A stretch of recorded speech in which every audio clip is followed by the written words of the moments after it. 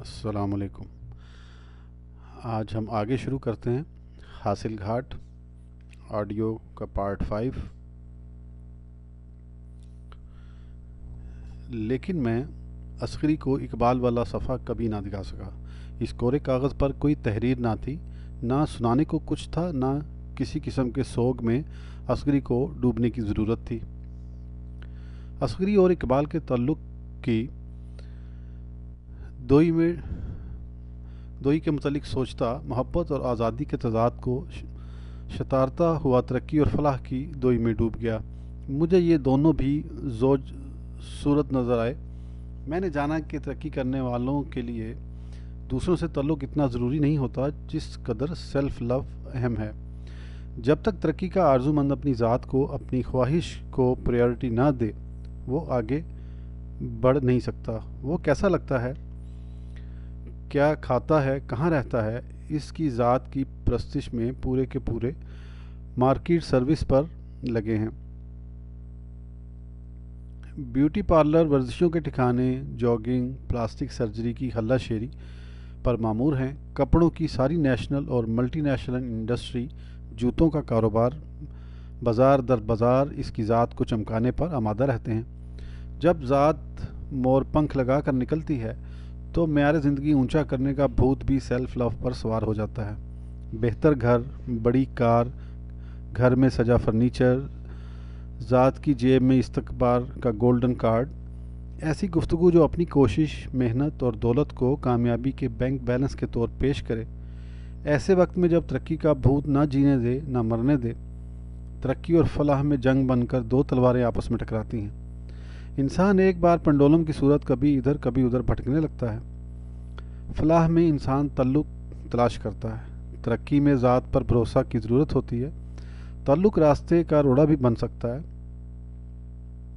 فلاح میں انا راستے کا بند پھاٹک ہے۔ ترقی میں انا کی پھن اٹھائے بغیر کسی کو ڈسا نہیں جا سکتا۔ فلاح میں اشیاء کی تلاش تعلق کی موت ہے۔ ترقی میں اشیاء لاؤ لشکر کی طرح کوئی دائیں سے حملہ ور ہوتی ہے، کوئی بائیں سے۔ اشیاء کو میسر اور میمنہ کی طرح سجا کر انسان ترقی کے کارزار میں محفوظ محسوس کرتا ہے۔ فلاح خواہش کی پنیری کو مجاہدے، ریاضت، صبر سے نکالتی ہے اور تعلق درخت کو تناور کرتی ہے۔ ترقی خواہشات کے بغیر ایک قدم نہیں چلتی، انہی خواہشوں کے پیٹرول سے ترقی کی گاڑی چلتی ہے۔ جمشید اور کیسر بے سود ایک دوسرے میں جکڑے سو رہے تھے اور مجھ پر سوچوں نے گھیرا ڈال رکھا تھا۔ میں نے سوچا، دراصل آج کا عہد نہ اسپیس ایج ہے، نہ میڈیا اورینٹڈ ہے۔ یہ وہ عہد ہے جب آزادی اور تعلق کے درمیان فاصلے بڑھ رہے ہیں۔ فلاح کا عہد درست ہو رہا ہے، فلاح کا عہد رخصت ہو رہا ہے۔ ترقی کا دور آگے بڑھ رہا ہے، ترقی جس کا علم آزادی ہے، اور فلاح جو تعلق کا پھریرا لے کر چلتی ہے۔ میں اس ترقی کے جھنڈے کو غور سے دیکھتا ہوں۔ اس پر صرف ایک تیر بنا ہوا ہے جو آگے جاتا ہے، چیرتا چلا جاتا ہے اور پیچھے مڑ کر نہیں دیکھتا۔ امریکہ نے اور ان کے دیکھا دیکھی تمام ترقی پذیر ممالک نے آزادی کے حق میں ووٹ دے دیا ہے۔ کرنے مرنے کی آزادی، ہر قسم کے تعلق سے نکل جانے کا عہد، اپنی ذات کو سر بلند ثابت کرنے کا عزم۔ امریکہ چونکہ ذات پر انحصار اور اس سے پیدا کردہ ترقی کا دائی ہے، اس لیے وہاں آزادی اولین پریورٹی ہے۔ آزادی کے کیک پر تعلق کی آئسنگ بھی لگی ہو تو بہت خوب، ورنہ پلین کیک ہی چلے گا۔ عام طور پر آزادی کی کینچی سے تعلق کی وہ تمام رسیاں کٹ جاتی ہیں جن سے انسان بندھا ہوتا ہے۔ تعلق چلتے ہیں، لیکن تادیر ان کو نبھانا اور کسی پر تکیہ کر کے زندگی بسر کرنا ناممکن نہیں۔ جب اقتصادی، جذباتی، نفسیاتی ڈپینڈنسی ختم ہو جاتی ہے تو تنہائی کا چیتا گھر کی کھڑکیوں سے جھانکنے لگتا ہے۔ تعلق وقتی ہو کر تضیع اوقات میں بدل جاتے ہیں اور مصرف انسان کو اندر کی زندگی سیراب کرنے کے لیے نت نئے چشمے نکالنے پڑتے ہیں۔ پھر امر پرستی کا جنون چلتا ہے، ہم جنسوں کی شادیاں بھی قانونی ٹھہرتی ہیں، لوگ پنکھ بنتے ہیں، گروہی ناچ گانا، انفارمیشن، ٹیلی ویژن، انٹرنیٹ، دوسرے ممالک کے سفر، مختلف ریاستوں میں مختلف قسم کی روزگار کی تلاش، اضطراب در اضطراب، की शक्लें बदलती रहती हैं और गहरे ताल्लुक़ का नेमुल बदल तलाश करने में वक्त भटकता रहता है। ऐसे में फलाह की देवी ताल्लुक़ का सफ़ेद झंडा लपेट कर रुखसत हो जाती है। जमहूरियत पसंद अमरीकी एंटी क्राइस्ट और एंटी मोहब्बत का दाई अपनी मुकम्मल आज़ादी का ख्वाहां माँ बाप को ओल्ड होम्स की नज़र करता है, क्योंकि बूढ़े तरक्की के रास्ते की रुकावट हैं। बच्चों को डे केयर सेंटर के हवाले कर दिया जाता है कि छोटी छोटी रूहें ना वक्त की अहमियत जानती हैं और ना आज़ादी के मफहूम समझती हैं। उम्र भर का साथी जिससे बीमारी, तंगदस्ती, मौत और ज़िंदगी के सफ़र में साथ निभाने का अहद किया था, उस जीवन साथी को तलाक के हवाले कर दिया जाता है ताकि तरक्की के रास्ते में ताल्लुक़ के रोड़े न अटकें। ताल्लुक़ की सब तवक्कात से हाथ धोना पड़ता है। अमरीकी शहरी अपनी तवक्का के हार को जल्द गले से उतार फेंकता है। बच्चा जल्दी समझ जाता है कि माँ इशार और कुर्बानी देकर अपनी शख्सी आज़ादी तज कर उसकी परवरिश नहीं कर सकती। वो रोना छोड़कर माँ से तवक्कुआत को भी भूलता चला जाता है। बूढ़े माँ बाप भी तवक्का नहीं रखते कि औलाद अपनी अपनी अंदगियाँ बिगाड़ कर बूढ़े वालदैन को राजा पूरन भक्त की तरह बेहंगी में उठाए फिरेंगे। आज़ादी के तसव्वुर से हमकिनार होकर सफ़ेद फार्म लोग सबसे पहले तवक्कुआत की सीढ़ी पर उतरना चढ़ना बंद करता है। जब ताल्लुक़ का गर्म कंबल जिस्म से उतरता है तो ठिठुरते आदमी को खुद ही जॉगर्स पहनकर जॉगिंग करके अपने वजूद की हरारत को बरकरार रखने का फ़न आ जाता है। फिर आज़ाद बंदा खुद ही नाज़िर और खुद ही मंजर बन जाता है। गम भी उसकी खुद साख्ता कुर्बतें से निकलते हैं और आंसू भी उसे अपने ही गीले रुमाल में जज़ब करना होते हैं। बिलाखिर वो अपने वजूद में इस कदर तन्हा हो जाता है कि उसके हर अमल की ज़िम्मेदारी उसके अपने कंधों पर आ पड़ती है। वो ना किसी को इल्ज़ाम दे सकता है, ना किसी से किसी किस्म की तवक्को रख सकता है। अपनी तकदीर का खालिक और अपनी फ्री विल का आलाकार आम तौर पर तरक्की की सुनहरी पोस्टें हासिल करने में उम्र बिता देता है और ऐसे एब्सर्ड हालात में जहाँ मसाइल लानखील हों, ऐसे अचानकी फ़ैसले करता है जिसका जवाज़ भी वो खुद और ज़िंदगी की अनहोनी के साथ वाहिद राब्ता भी उसकी अपनी ज़ात होती है। आज़ादी के रसिया ज़िंदगी के चुराहे पर अपनी फ्री विल के हाथों रिफ्लेक्स एक्शन का शिकार हो जाते हैं। सज़ा और जज़ा की ज़िम्मेदारी कबूल कर लेने के बाद आज़ादी मंच को आंसू पी जाने के अलावा गम से निपटने का और कोई तरीका भी सूझ नहीं सकता। ताल्लुक़ की बैसाखी फेंक देने के बाद मजबूरी फिर भी रहती है, लेकिन किसी का हाथ पकड़ने की बजाय सेल्फ की लाठी के सहारे चलना पड़ता है। मशरिक़ में भी कभी कभी मुकम्मल आज़ादी का रास्ता चुनने वालियत मिल जाते हैं, लेकिन वो तरक्की की खातिर ज़ात की लाठी नहीं चुनते, बल्कि मुकम्मल आज़ादी हासिल करके फ़लाह के रास्ते पर निकल जाते हैं। ये एक और तरफ़ा तमाशा है। मशरिक़ में जब कोई सूफ़ी जोगी तल्लुकात की धज्जियाँ जोड़ कर रली बनाता है तो इस गद्दी पर बिठाने के लिए उसे आवाज़ देता है जो नज़र नहीं आता। मुकम्मल फ़िराक की जंजीर से बंध कर हर ताल्लुक़, हर तवक्का तोड़ कर जोगी की आज़ादी पाबजूला हो जाती है। यहाँ एक और तज़ाद का बखेरा उठ खड़ा होता है। इसमें इतनी कुव्वत पैदा हो जाती है कि लोग जोग तर जोग उससे ताल्लुक़ पैदा करने के लिए हाज़िरी देते रहते हैं, लेकिन वो ताल्लुक़ के फंदे में भी फंसते नहीं और अपनी फ्री विल सिर्फ अल्लाह के अमर के सामने भेंट चढ़ा देते हैं। सूफ़ी हर लम्हा इस कोशिश में रहता है कि वो ताल्लुक़ के समुंदर में अपनी कश्ती छोड़ दे, लेकिन कतरा भर भी कश्ती के अंदर ना आने पाए। अपने गमों से नबर्द आज़मा होने के लिए तैयार रहता है। अब उसे गम भी कैद नहीं कर सकता। वो ताल्लुक़ और तवक्को से फारिग होकर ऐसी आज़ादी से आशना होता है जो मुकम्मल तौर पर अपनी ज़ात कोरापन करने का फ़न है। ना आज़ादी का शौक़ बाकी रहता है, ना ताल्लुक़ का। महात्मा बुद्ध मगरबी आज़ादी और मशरक़ी फ़लाह की एक बड़ी मिसाल है। जब यशोधरा और बच्चे को छोड़कर सधारा तो उसने वो तमाम गम राजा शदुधन के महल में ही छोड़ दिए जिनसे आम आदमी रंज की भट्टी में सुलगता है। यहाँ से महात्मा बुद्ध ने अपने गमों को खुद ईजाद किया। इन गमों को नरवान के रास्ते ख़त्म करने का इरादा भी उसका अपना था। उसने अपनी आज़ादी को इस हद तक कबूल लिया था कि उसने ना किसी इंसान को पुकारा, ना किसी खुदा को। वो पहला वजूदी था। अपनी फ्री विल पर वो इस हद तक काबिज़ हो चुका था कि उसने तरबियत को भी तालीम में डूब जाने की बजाय तन्हाई का सबक दिया। सिद्धार्थ का फ़ैसला था कि अगर आप मुकम्मल तौर पर आज़ाद हैं तो फिर अपने नौरान के लिए कोशिश भी ना कीजिए। दुनियावी तरक्की मुकम्मल फ़लाह को ख़त्म कर देगी। آزادی حاصل کرنے کے بعد اگر آپ خواہشات کے غلام دھر لیے گئے اور دائرے کا سفر شروع ہو گیا تو یہ تعلق خواہشات بھی سب سے بڑی غلامی ہوگی۔ غلامی چاہے ترقی کی ہو یا فلاح کی، غلامی ہی رکھتی ہے۔ مہاتما بدھ کا خیال تھا کہ جب تک انسان ان دونوں سے آزاد نہیں ہوتا نروا ممکن نہیں۔ دونوں صورتوں میں دینی یا دنیاوی خواہش کا پٹا اتارنا پڑے گا۔ آزاد ہونے کے باوجود خواہشات آپ کو بازار مصر میں گھسیٹتی پھریں گی، اور بہت جلد آپ کو علم ہو جائے گا کہ ترقی کی بانسری کے پیچھے بھاگتے بھاگتے آپ کسی تپتے صحرا میں پہنچ گئے ہیں۔ عین میں ایسے ہی تعلق کی اصل بھی کبھی پوری طور پر سمجھ نہیں آ سکتی۔ دنیا بھر کا ادب اس گنجل کو مکمل طور پر سیدھی لکیر میں تبدیل نہیں کر پایا۔ لگتا ہے تعلق ہے پر نہیں ہوتا، ہوتا ہے تو وقتی معجزہ وارد ہوا اور پھر غائب۔ سیماپ پا سراب صفت پارے کی طرح اس کے انگنت رنگ ہیں۔ خوبیاں اور خرابیاں ہر رابطے رشتے تعلق میں یوں گتھی ہوئی ہیں کہ ان کا چھان پھٹک کرنا مشکل ہے۔ گہرے تعلق جیسے لیلا مجنوں، شیریں فرہاد، سسی پنو، مرزا صاحبہ، سہنی مہیوال صرف اس تعلق کی کہانیاں ہیں جو ان عاشقوں کے مابین پیدا ہوا۔ وہ تعلق جو ان افراد کے گھر والوں، دوستوں، شوہر بیوی کے درمیان تھا، اس کا ذکر نہیں ملتا۔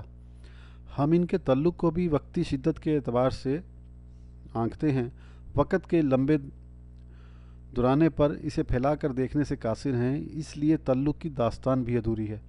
ایک بات جو ان عاشق زادوں کی مجھے سمجھ آئی کہ ان میں ایک دوسرے پر جذباتی ڈیپینڈنسی کا یہ عالم تھا کہ محبوب کے بغیر زندگی صرف چھلکا تھی، خالی کھوکھا، بلکہ بن آکسیجن کے مستعار سانس۔ صحرا میں تلاش ہو یا تنہا نہر کھودنے کی صعوبت، کچے گھڑے کا سفر ہو یا اپنے ہی جس کے کباب بنا کر کھلانے کا عمل، یہ سارے تعلق اپنی جان سے گزر جانے والے تھے۔ ایسے تعلق سے غالباً فلاح کی دیوی بھی خائف رہتی ہے۔ میں نے کبھی اقبال کے لیے اتنا بڑا جذبہ نہیں پالا۔ یہ تو چولہے کی بجھی آگ کی طرح ایسی ہوا کی منتظر رہتی جو راگ کھڑائے اور اندر کے دہکتے انگارے پھر سلگ اٹھیں۔ اقبال ٹھیک کہتی ہے، تعلق تا چھتری ہے، ہر جسمانی ذہنی جذباتی غم کے آگے شیشہ بن کر ڈھال کا کام دیتی ہے۔ بے روزگاری، بیماری، غریبی، تنہائی، سارے غموں پر تعلق کا ہی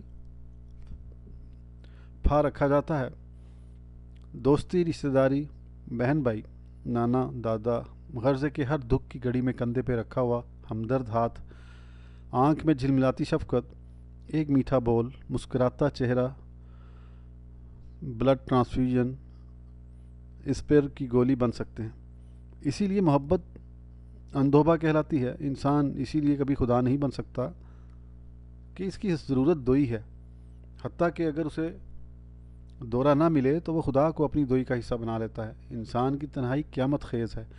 جو ہی اس خلا کو بھرنے والا کوئی آ جاتا ہے، انسان اپنی جنت میں پہنچ جاتا ہے اور اپنے آپ کا مکمل سمجھنے لگتا ہے۔ ساتھ نہ ہو تو زندگی آزاد دوزخ ہے۔ میں آزادی اور تعلق کے درمیان ترقی اور فلاح کے مابین رساکشی میں مصروف اونگ سا گیا۔ پھر کسی نے ہلکے سے میرے گال کو تھپتھپایا۔ نانا، مجھے شوشو آیا ہے۔ میں گڑبڑا کر اٹھا۔ ہاں ہاں تو کر لو۔ میں نے سوتے وقت دانت بھی برش نہیں کیے تھے۔ ہاں تو کر لو، شاباش۔ آپ مجھے پیسٹ لگا دیں گے پلیز؟ ماما ہمیں خود پیسٹ لگا کر دیتی ہیں۔ میں جمشید کے ساتھ غسل خانے میں چلا گیا۔ اس کا چہرہ مجھے رویا رویا سا لگتا تھا۔ یہ ماما لوگ بھی کیا چیز ہوتی ہیں، ان کے بغیر بابا لوگ کا جی کیوں نہیں لگتا؟ یہ کیسا تعلق ہے، گھاس کی طرح عام اور ماؤنٹ ایوریسٹ کی طرح اونچا۔ اسے ماں کی طرف سے مامتا کا نام دیا جا سکتا ہے، لیکن بچے کی جانب سے اسے کس نام سے پکاریں گے؟ اس مکمل انحصار کو کس نام سے پکاریں؟ غالباً فلاح کی دیوی نے کسی کو آج تک اس تعلق کا نام ایجاد نہیں کرنے دیا، کیونکہ اسے خود ایسے ہی تعلق کی تلاش رہتی ہے۔ جب وہ خدا کی بندے سے محبت سے غافل اور خود اپنی ضرورت کے تحت بچے کی مانند خدا سے بندھی رہتی ہے، فلاح کے اس تعلق کا ٹیکنیکل نام کیا ہے؟ ارجمن اور بلال کو جاپان گئے پورا ویکنڈ گزر گیا۔ غالباً اقبال نے آنسرنگ مشین ہی نہیں سنی تھی۔ اس طرف سے نہ کوئی آیا، نہ ہی کسی نے فون کیا۔ پھر بھی میرے کان فون کی گھنٹی پر لگے تھے۔ رات کو جمشید اور کیسر دونوں میرے کمرے میں گدے لگا کر پڑے رہتے۔ وہ ماں باپ کے بغیر بہت آزاد محسوس کر رہے تھے۔ انہوں نے اپنی اپنی مرضی سے کئی بار آئس کریم کھائی، ڈنر کھانے کی بجائے فروٹ اور سیریل پر اکتفا کیا اور دبا کر جوس پیا۔ میں انہیں دوپہر کے وقت مارکیٹ لے گیا جہاں انہوں نے ہر بار مرضی کے برگر اور چپس کھائے۔ کھلونوں کی دکان سے چھوٹے چھوٹے بیٹ مین سپر مین قسم کے کھلونے خریدے۔ کیسر چھوٹا تھا، ابھی اسے کھلونوں میں تمیز کرنا نہیں آئی تھی۔ اس نے ایک بار باربی ڈال خرید لی، اسے علم نہ تھا کہ لڑکے گڑیوں سے نہیں کھیلتے۔ جمشید نے اس کا مذاق اڑاتے ہوئے کہا، کیسر یہ لڑکیوں کا کھلونا ہے، یہ تو گڑیا ہے، یو اسٹوپڈ۔ روحانسا سا منہ بنا کر کیسر بولا، تو مجھے اچھی لگتی ہے نا، کیوں نانا میں یہ باربی لے سکتا ہوں؟ اس کے لمبے بال مجھے بہت پیارے لگتے ہیں، نرم نرم شائننگ۔ ضرور لے لو، بڑوں کو بھی باربی اچھی لگتی ہے لیکن وہ منہ سے کہتے نہیں۔ تو کیا کرو گے اسے لے کر؟ یہ پستول لے لو نا، اس میں پانی بھر کر شوٹ کرو تو پچکاری پڑتی ہے دوسرے کے منہ پر۔ نانا اس کے بال کتنے ملائم ہیں، جسٹ ٹچ اٹ۔ میں اس کالے بیر کے ساتھ سونا نہیں چاہتا، میں اس کے بالوں پر ہاتھ پھیرتا ہوا سو جاؤں گا۔ جمشید ہنسنے لگا، ہاؤ فنی، اٹس ناٹ فنی، اٹس فنی شٹ۔ کیسر نے ایک مکہ جمشید کو مارا جس کے نتیجے میں شاید لڑائی بڑھ جاتی اور میں اسے کنٹرول نہ کر سکتا، لیکن اس وقت ایک 15-16 برس کی 360 پاؤنڈ کے قریب وزن والی امریکن لڑکی ان دونوں کے درمیان سے گزری اور مسکرا کر کیسر کی گال تھپک دی۔ اس موٹی باربی ڈال نے کیسر کا فتنہ سرد کر دیا۔ رات کو کیسر اپنی باربی ڈال اور جمشید اپنی واٹر گن کو اپنے ساتھ تکیوں پر دھرے کوہنیوں کے بل لیٹے تھے۔ نانا لاہور کیسا ہے؟ لاہور؟ ہاں نانا لاہور، آپ کا لاہور کیسا ہے؟ تم لاہور آ کر دیکھو تو پتہ چلے نا۔ لاہور کے 3 حصے ہیں، ایک شہر نیا ہے جو نہر کے بائیں طرف آباد ہے، گلبرگ، ڈیفینس، ماڈل ٹاؤن، یہاں پر امیر لوگوں کی بستیاں ہیں۔ پھر دائیں طرف وہ شہر آباد ہیں جہاں اسکول، کالج، بازار اور سرکاری افسروں کی، وزیروں کی اور متوسط لوگوں کی ملی جلی آبادیاں ہیں۔ مال روڈ ہے، باغ جناح ہے اور پھر کچہری اور گورنمنٹ کالج سے آگے پرانا شہر ہے۔ مغلیہ دور کی نشانیاں، سکھوں کے عہد کی داستانیں یہاں ملتی ہیں۔ تیسرے لاہور میں وہ دونوں حیران میری صورت دیکھنے لگے۔ نانا ہم بالکل نہیں سمجھے۔ کیسر باربی کے سلکی پلاٹینم بالوں پر انگلیاں پھیر رہا تھا۔ اچھا میں تمہاری ماما سے کہوں گا اس بار بریک لے کر تمہیں پاکستان دکھا لائے، میں تمہیں جہانگیر کا مقبرہ، شالامار باغ، بادشاہی مسجد دکھاؤں۔ ماما تو کہتی ہیں وہاں بہت گرمی پڑتی ہے جیسے ٹیکساس میں، ارکنسس میں پڑتی ہے، اور مٹی بھی بہت ہوتی ہے، ڈسٹ ہوا میں اڑتی رہتی ہے ہر وقت، وہ یو کینٹ بریتھ۔ جمشید نے چھت کی طرف پانی کی پچکاری چلا کر کہا، شٹ اپ۔ ہاں مٹی بھی ہوتی ہے، کوڑا کرکٹ بھی ہوتا ہے، جگہ جگہ مکھیاں بھی بھن بناتی ہیں، لیکن وہاں ایک اور چیز بھی ہوتی ہے بچوں، بالکل نیچرل، آرگینک۔ وہ کیا نانا؟ Tell us. وہاں بھی اب وہ چیزیں کم ہوتی جا رہی ہیں، وہاں بھی لوگوں کے لیے کسی کو وقت دینا مشکل ہے، وہاں بھی، لیکن وہاں ابھی ایک دوسرے کے لیے وقت ہوتا ہے، وقت جو سب سے بڑی گفٹ ہے۔ میں چپ ہو گیا، بھلا ان کو ایسی باتوں کی کیا سمجھ تھی؟ انہیں تعلق کی کیسے سمجھ آ سکتی تھی؟ انہیں میں کیسے بتا سکتا تھا کہ ساندا سے ٹیمپل روڈ اور ٹیمپل روڈ سے ڈیفینس کی رومن پلرز والی کوٹھی تک میں کتنا کچھ گنوا دیا؟ میں بھی ان کو اپنے 500 بہن بھائیوں کی صرف پرانی کہانیاں ہی سنا سکتا تھا۔ اینول تو کبھی کی کٹ چکی تھی، کتنے رشتے وقت نہ ملنے کے باعث فل سٹاپ میں بدل گئے تھے۔ اماں ابا تو خیر قبروں میں جا سوئے، ہم 500 بھی اپنی اپنی راہوں پر اپنے اپنے بچوں میں گم، اپنے اپنے ساتھی کی انگلی پکڑے زندگی کی بڑی بھیڑ میں گم ہو گئے تھے۔ زندگی میں دولت کمانے اور صرف کرنے کے علاوہ ہمارا کوئی مصرف نہ رہا تھا۔ پہلے اس کے لیے تقدو کرنا، اس کو خرچ کرنے یا جوڑے جانے میں مگن رہنا۔ ہاں ایک عہد سے تعلق باقی تھا، پورا جیسا کی طرح تعاقب کرنے والا، لیکن اس اقبال جرم کا میں ساری عمر کوئی نام نہ رکھ سکا۔ جسے بچے ماں سے محبت کو کسی خاص نام سے نہیں پکارتے۔ میں نے کارڈلیس فون پاس رکھ لیا، بھئی سو جو ماما نے کہا تھا دیر تک نہیں جاگنا۔ اقبال کے فون کا انتظار رہا، لیکن مجھے انتظار کے سوائے کچھ نہ ملا۔ بچے دیر بعد سو گئے، ان کے پاس اپنا اپنا صحرا ٹیڈی بیئر اور باربی ڈال کی صورت میں موجود تھا۔ میں فقط ایسے چونگے کے سہارے سونے کی کوشش کر رہا تھا جس سے سوکھے نلکے کی سائیں سائیں کے علاوہ کوئی آواز نہ آتی تھی۔ عسکری کے مرنے کے بعد میرا گھر اس ٹیلی فون کی طرح بھائیں بھائیں سائیں سائیں کیا کرتا۔ میرے دونوں بچے امریکہ جا چکے تھے، وہ سمجھتے تھے کہ انسان اس دنیا میں صرف دولت کمانے کے لیے آیا ہے۔ امریکہ کی بھیڑ میں گم ہوتے انہیں دیر نہ لگی، کیونکہ وہ فلاح کے گاہک نہ تھے۔ دولت کے بغیر زندہ رہنے کو तंग ज़िंदगी समझते थे, उन्होंने तरक्की की देवी के आगे सर झुका दिया था। अब मुझे याद पड़ता है कि अर्जुमंद और जहांगीर जब अमेरिका सुधारे तो असगरी ज़हनी तौर पर गायब हाज़िर, मलूल और खौफज़दा रहने लगी थी। मैं उसके लिए नाकाफ़ी था। पहले मुझे अपनी कम मायगी का कुछ ऐसा गहरा एहसास नहीं था, लेकिन अर्जुमंद और जहांगीर के बर्दघर बिल्कुल सोना हो गया और मैं काफ़ी ना रहा। जब तक जहांगीर अमेरिका ना गया, हम दोनों उससे मिलने जाते रहे। शादी के बाद जहांगीर के साथ एहतियात का रिश्ता था, चलक जाने का, टूट जाने का रिश्ता था। शाहदा के वालिदैन नुमाइशी, ज़ेबाइशी, आराइशी किस्म के अमीर लोग थे। मैं भी सांदा कलां से खिसकता खिसकाया डिफेंस तक आ पहुंचा था, लेकिन मुझ में अभी खूबों के एतबार से, गुफ्तगू के लिहाज से, मेरी ज़िंदगी के हिसाब से अस्करी की वजह से एक आंच की कस रह गई थी। मेरी सोच गरीबाना अंदाज, ज़ीस्त फ़कीराना और जुमला हालात आजिज़ाना थे। अस्करी चूँकि मेरी दादी की पसंद थी, इसलिए वो भी फ़क्त रंग रोगन तक ही परख पाई। रंग महल की खूबसूरत अस्करी में बेगमाती अंदाज की कमी थी। उसके साथ रहना आसान, लेकिन महफिल में उसे पेश करना मुश्किल था। जहांगीर और शाहदा कुछ देर हमारे साथ रहे, लेकिन पहले बच्चे की पैदाइश के कुछ अरसे बाद शाहदा अपने बाप के घर शिफ्ट हो गई।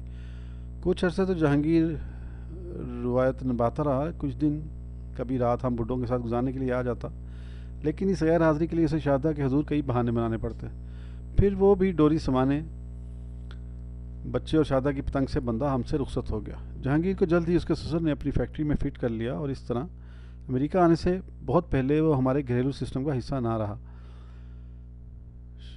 शाहदा को अमेरिका जाने की कोई ज़रूरत ना थी। उसे हर किस्म की आसाइश मुयसर थी, लेकिन अर्जुमंद और बिलाल जब रुखसत हुए थे, शाहदा ने अमेरिका को अपने लिए चैलेंज बना लिया। अर्जुमंद और बिलाल के लिए अमेरिका एक मजबूरी थी। वो पाकिस्तान में अपने लिए नाकाफ़ी दौलत और इज़्ज़त कमा कर आजिज़ आ गए थे। जहांगीर के लिए ऐसा कोई मसला ना था। वो अपने ससुर की एक बहुत बड़ी टेक्सटाइल मिल का जनरल मैनेजर था। फिर भी वो लाहौर छोड़कर नई दुनिया चमक दमक देखने के लिए रुखसत हो गया। अर्जुमंद और बिलाल को हिजरत किए भी ज़्यादा अरसा ना हुआ था, जबकि जहांगीर और शाहदा भी परदेसी हुए। अस्करी ने बेटी की जुदाई तो सह ली, लेकिन बेटे के जाने के बाद वो बिल्कुल बेकार हो गई। औरत बुढ़ापे में अगर परवरिश के चक्कर में ना पड़े तो बीमारी के चक्कर में पड़ जाती है। उसके इर्द गिर्द बच्चे, पोते पोतियाँ, नवासे नवासियाँ, हर उम्र और तबके के रिश्तेदार घेरा डाले रखें तो वो खुश रहती है। हर किस्म का सदरी नुस्खा, टूना टोटका, खाने पकाने की तरकीबें, रंगाई धुलाई की बारीकियाँ, रिश्तों की छान पटक इसे नौजवान औरतों में मुमताज़ कर देती हैं। बुढ़ापा औरत का सुनहरी दौर होता है। बुढ़ा उससे खौफज़दा और नौजवान उसके दबदबे से खाइफ होते हैं। इसमें सरदारी, थानेदारी और जीदारी के वस्फ पैदा हो जाते हैं। लेकिन अब ज़माना बदल गया था। बहुएँ पूत लेकर चंपत हो जाती। रिश्तेदार अमीर होने के बाद मशवरे मांगने में अपनी तक महसूस करते। खाने पकाने की जो तरकीबें दरकार थीं, उनका नाम भी बुढ़िया ना सुना था।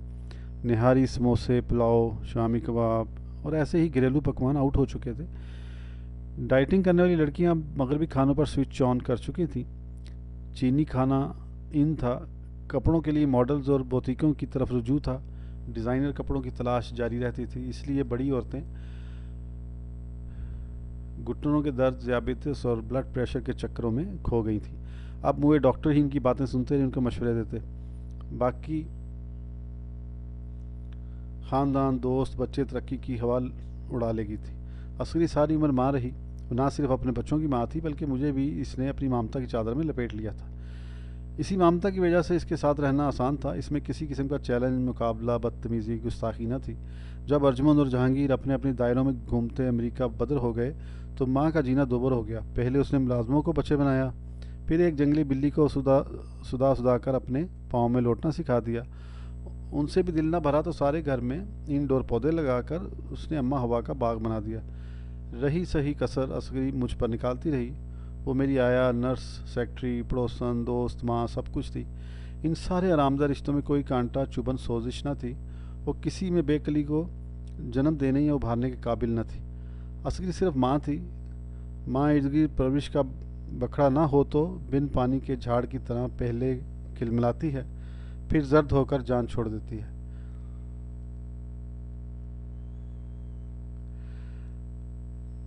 جہانگیر امریکہ سے دھارا، پہلے تو وہ اس کا انتظار کرتی رہی، گرین کارڈ بن جانے کے باوجود جب وہ ماں سے ملنے نہ آ سکا تو وہ حیران رہ گئی۔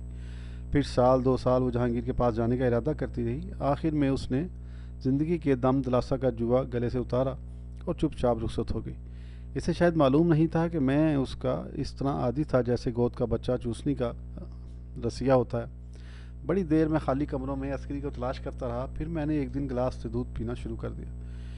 یہ گلاس میرا ملازم غلام نبی تھا۔ ہاں، تو میں آپ سے عسکری کی بات کر رہا تھا۔ ہر عورت میں ماں اور طوائف کا امتزاج ہوتا ہے۔ جب عورت خدمت گزار، اظہار پسند، تخلیق کار، وجدان کی خوبیوں سے متصف ہوتی ہے، اس وقت اس میں ماں پن واضح ہو جاتا ہے، جناح اس میں طوائف پن ابھرتا ہے۔ وہ ذات کے حوالے سے خود غرض سوچ میں رنگی جاتی۔ اب اس عورت پن یا سیلف ابھرتا ہے، وہ اپنے وجود کی نمائش کے لیے کوشاں ہو جاتی ہے۔ وہ کیا پہنتی، کیا کھاتی اور کس معیار زندگی میں دن بسر کرتی ہے، اس کے لیے یہ چیزیں اہم ہو جاتی ہیں۔ اس کا ہر سوال اس کی اپنی ذات سے نکلتا ہے اور اس کا جواب اس کی اپنی ذات کو درکار ہوتا ہے۔ جس طرح عورت ماں اور طوائف کا ملغوبہ ہے، ہر مرد میں بھی ایک کرندہ کفالت کرنے والا اور ایک زناکار موجود ہوتا ہے۔ کفیل زندگی کو دماغ کے بائیں حصے سے پرکھنے کا عادی ہوتا ہے۔ وہ عقلی روشنی میں استخراجی، احتیاطی، خارجی، عملی اور تجویزی زندگی بسر کرتا ہے۔ لیکن مرد ریپسٹ ایک اور نہج کا آدمی ہوتا ہے اور کہلاتا ہے۔ جو ہی ماں اور کفیل سنجوگ میں بن جاتے ہیں، کامیاب شادی شدہ زندگی جنم لیتی ہے۔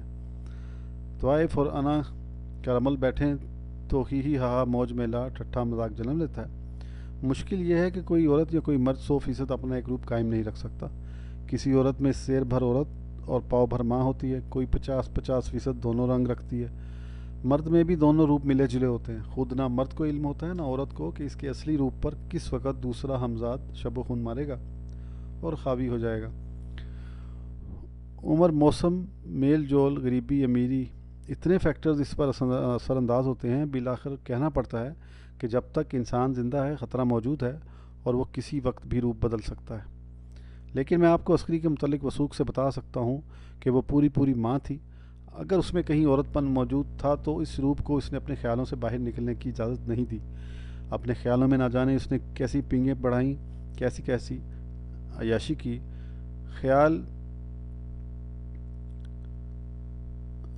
خیال کی میں گلرنگ سے میں نے اس کا چہرہ بھی کبھی تمتمایا ہوا نہ دیکھا۔ میرا خیال ہے عسکری کے جینس ترقی کرنا نہیں جانتے تھے۔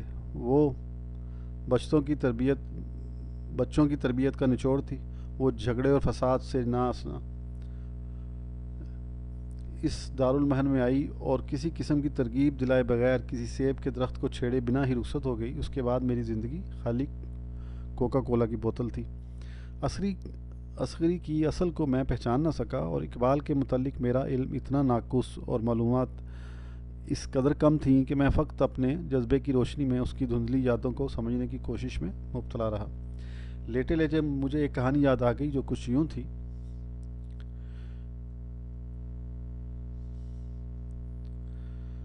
یمن کے پننے وزیر بتدبیر کو اپنی خواہگاہ میں طلب کیا اور گریا ہوا، اے زیر مرد رات بھر میں بے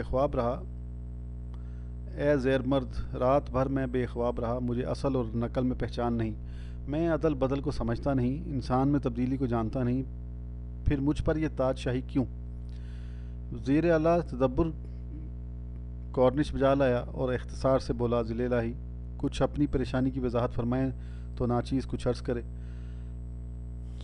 بادشاہ نامطمئن لہجے میں گویا ہوا، میں آج تک کسی انسان کو سمجھ نہیں پایا۔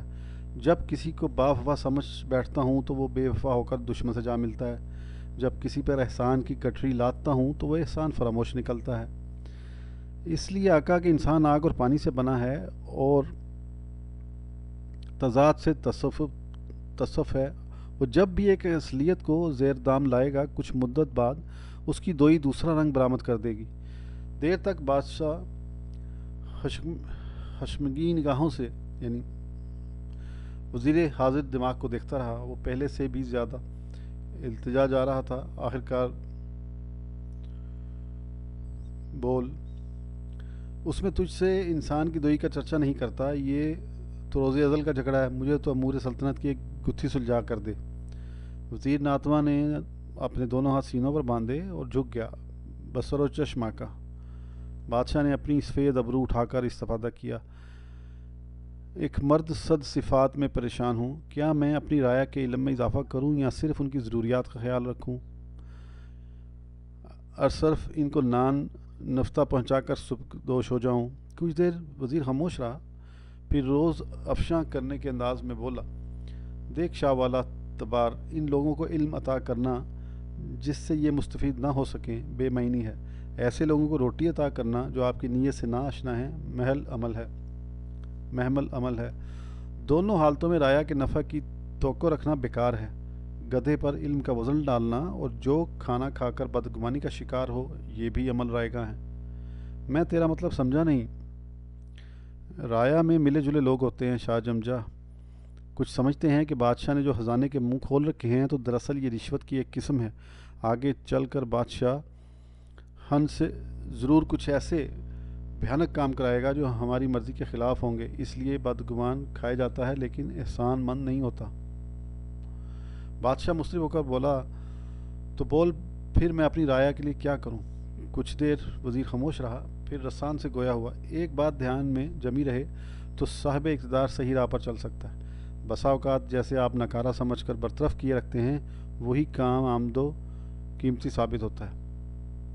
میں تیری بات سمجھا نہیں، وزیر نے آنکھیں گھما کر کہا۔ افغانستان سے ایک صوفی درویش حال ہی میں شہر میں وارد ہوا ہے، صاحب حال ہے، اجازت ہو تو اس گتھی کو اس کے سپرد کیا جائے۔ بادشاہ نے اجازت مرحمت فرمائی۔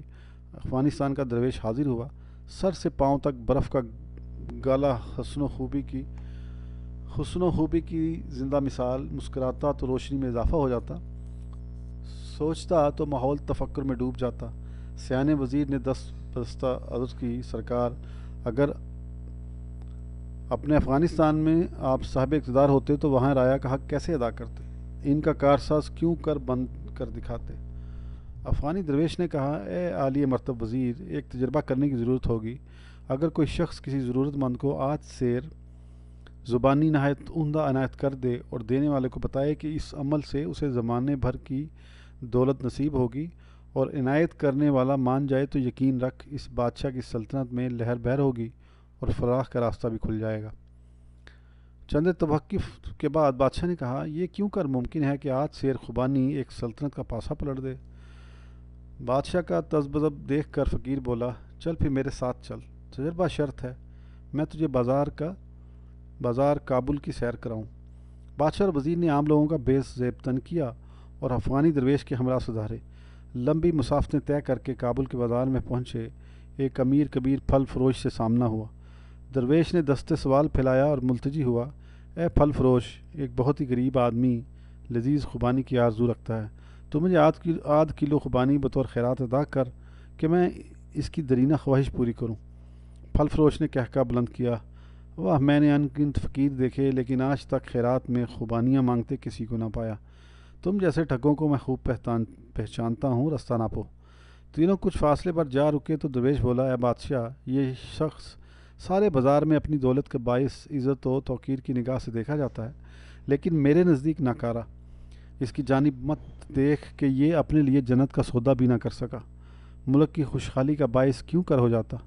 گھومتے پھرتے ٹہلتے وہ دریا کابل کے پل پر پہنچے۔ یہاں وزیر با تدبیر اور درویش نے مل کر بادشاہ سلامت کو دریا میں دھکا دے دیا۔ حسن اتفاق ملاحظ ہو، بادشاہ پیراکی کے فن سے ناآشنا تھا، غوطے کھانے لگا۔ جاں بلب ہوا، پل کے کنارے کا دیوانہ کھڑا یہ منظر دیکھ رہا تھا۔ جوں ہی بادشاہ کو ڈوبتے پایا، کہکے لگاتا روانہ ہو گیا۔ دریں اثنا بہت سے لوگوں نے بادشاہ باوقار کو ڈوبتے دیکھا، اس کا ویلا سنا، لیکن سب نظر بچا کر اپنی اپنی راہ چل دیے۔ جب ذل الہی کے خواص درست ہوئے تو اس نے اس حرکت کی وجہ دریافت کی۔ درویش نے کہا، دیکھ بادشاہ، جب ہم پل پر پہنچے تو میں نے کا دیوانہ دیکھا، اس جیسا نکارہ شخص سارے کابل میں نہیں، فاطر العقل ہے، نہ اپنے بھلے کی سوچ سکتا ہے، نہ کسی کی فلاح کا باعث بن سکتا ہے، لیکن لمحہ فکریہ تو یہ ہے کہ بحران کے وقت یہی دیوانہ کارآمد کام آیا۔ اب جن ذلیل القدر بادشاہ یمن لوٹا تو اس کھوج میں رہنے لگا کہ علم کے طالب کی ضرورت علم کے توسط سے پوری کرے اور فاقوں سے بیزار لوگوں تک ان کا مطلوب پہنچے۔ اس تقدو میں بادشاہ رات کو بھیس بدل کر نکلتا اور انسان کی اصلی طلب کی کھوج لگاتا۔ برسوں بھیس بدل کر نکلتے رہنے سے اس کی بصیرت میں اضافہ ہوا، لیکن ایک بات سمجھنا اس کے لیے پھر بھی محال رہا کہ ناکارہ کو کیسے کرامت سمجھے، حتیٰ کہ غینم نے اس پر چڑھائی کی اور شہر کا محاصرہ کر لیا۔ ایک دیوانہ وزیر باتدبیر کے پاس حاضر ہوا، کہنے لگا، دیکھ، راتوں رات ساری فوج کو قریبی دریا میں چھپا دے، جب دشمن کو یقین ہو جائے کہ خطرہ نہیں، فوج دریا سے نکل کر قلعے پر حملہ کر دے، دشمن کو شکست دے۔ وزیر نے ایسا ہی کیا اور دشمن کو کرار واقعی سزا سنائی۔ سنا ہے اسی دن کے بعد سے بادشاہ نے کسی بھی انسان کو حقیر سمجھنا اپنی شان کے خلاف سمجھا اور درجہ بدرجہ لوگوں کی فلاح میں مشغول رہا۔ اس کی مملکت میں ضرورت مند، علم والے اور نکارہ سبھی نے فلاح پائی۔ آج کے لیے اتنا، انشاءاللہ پھر آگے کنٹینیو کریں گے۔ نیکسٹ آڈیو پارٹ 6 انشاءاللہ جلد میں اپلوڈ کر دوں گا۔ میں آپ سے پھر اس کو شیئر کرنے کی ریکویسٹ کر رہا ہوں کہ اس کو شیئر کریں لوگوں کے ساتھ زیادہ سے زیادہ۔ اور بک میں جیسے کہ میں پہلے بھی بتا چکا ہوں کہ کچھ مسٹیکس ایسی ہیں جن کو پڑھتے ہوئے تھوڑا سا آگے پیچھے ہو جاتا ہے، اس کے لیے میں معذرت چاہتا ہوں۔ پھر انشاءاللہ ملیں گے، اس وقت تک کے لیے اجازت دیجیے۔ اللہ حافظ۔